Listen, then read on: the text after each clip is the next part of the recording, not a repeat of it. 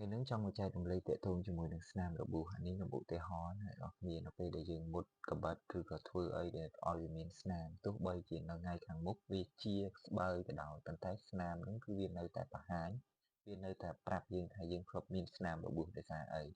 đôi chú vượt dần tệ thôn cho mùi nước Nam ha khác nó về để có chụp cả bài bạc tròn đó có đừng khai từ trên mình đúng mình nè đài bị bạc nó không ca đơm cho mùi nước mấy có đừng khai từ trên mình đúng mình nè đài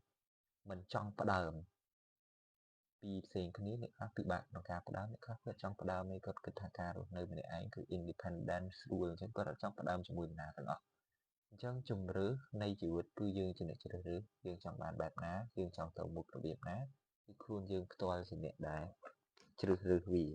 បើមិនជាអ្នកទាំងអស់គ្នាគិតថាខ្លួនឯងហត់នឿយជាមួយស្នេហាដែលជួបតែការឈឺចាប់បែកបាក់ម្ដងហើយម្ដងទៀតអ្នកទាំងអស់គ្នាអាចសម្រាកវាបន្តិចអ្នកទាំងអស់គ្នាអាចព្យាយាមសួរហេតុផល1 2 3ថាមកពីមូលហេតុអី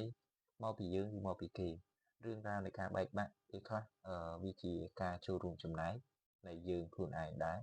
ថាពេលខ្លះយើងជាមនុស្សបែបណាដែលធ្វើឲ្យយើងតែជួបរឿងបែបហ្នឹងប៉ុន្តែមិនជាថ្មីទេគ្រប់គ្នាកើតមកសុទ្ធតែជួបនៅហេតុផលផ្សេងនៅក្នុងការដែលជួបឬបែកជារឿងធម្មតាប៉ុន្តែគ្រាន់តែការដែលបែកបាក់ខ្លះគឺវាធ្វើឲ្យយើងឈឺចាប់ក្នុងរយៈពេលយូរ